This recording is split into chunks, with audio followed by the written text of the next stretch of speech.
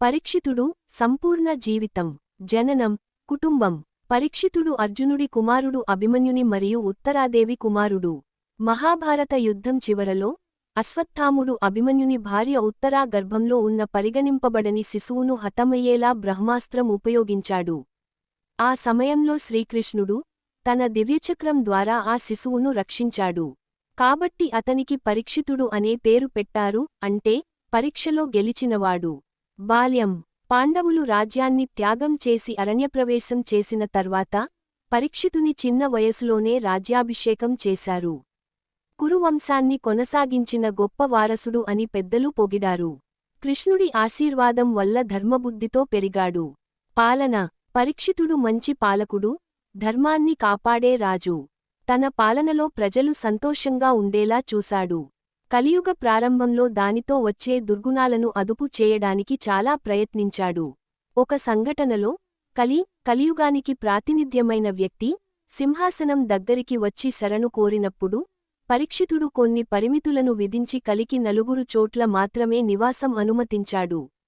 1. జూదం. 2. మద్యం. 3. వ్యభిచారం. 4. గొర్రెలు, కోళ్లు మొదలైన జంతువులను కత్తిరించడం. ఇలా కలియుగాన్ని నియంత్రించడానికి ప్రయత్నించాడు. శాపం. ఒకసారి వేటకెళ్లిన పరీక్షితుడు దాహంగా ఉండి ఒక ముని ఆశ్రమానికి వచ్చాడు. ఆ ముని శమీక మహర్షి తపస్సులో లీనమై ఉండగా రాజు ఎక్కువసార్లు అడిగినా జవాబు రాలేదు. కోపంతో పరీక్షితుడు ఆ ముని మెడకి ఒక మృత సర్పాన్ని ఉంచి అవమానించాడు. అది చూసిన శమీక మహర్షి కుమారుడు శృంగి కోపంతో శాపం ఇచ్చాడు. 7 రోజులలో తక్షకుడు అనే సర్పం నిన్ను దహించిపెడతాడు. భాగవత శ్రవణం. శాపం తెలిసిన పరీక్షితుడు భయపడక అహంకారాన్ని వదిలి జీవిత పరమార్థం తెలుసుకోవాలని నిర్ణయించాడు. జలపరిచారికలపై, భవనాలపై ఆసక్తి వదిలి గంగానది తీరం వద్ద ఉపవాసం చేస్తూ భాగవతం వినాలని నిర్ణయించాడు. ఆ సందర్భంలో సుఖమహర్షి, వేదవ్యాసుని కుమారుడు, వచ్చి భగవంతుని మహిమను, సృష్టి రహస్యాలను, కృష్ణలీలలను వివరంగా చెప్పాడు. ఇది 7 రోజుల పాటు జరిగింది. అదే భాగవత సప్తాహం. నేటి భాగవత పఠన సంప్రదాయం ఇదే నుండి వచ్చింది. మరణం.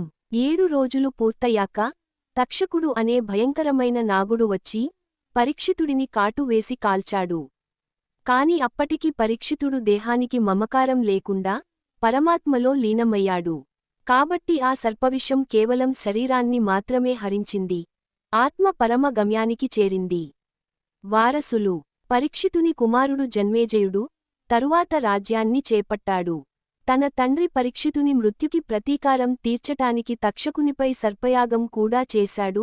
సర్పసత్రం. మహత్తు. పరీక్షితుడు జీవితం మనకు చాలా బోధిస్తుంది. ధర్మబుద్ధిగా ఉండాలి. మనిషి పొగరు విడిచేలా సత్యాన్ని తెలుసుకోవాలి. చివరి క్షణంలోనైనా భగవంతుని స్మరణ వల్ల ముక్తి సాధించవచ్చు. మొత్తానికి పరీక్షితుడు ఒక ఆదర్శ రాజు. భాగవత పురాణంలో అత్యంత కీలక పాత్ర.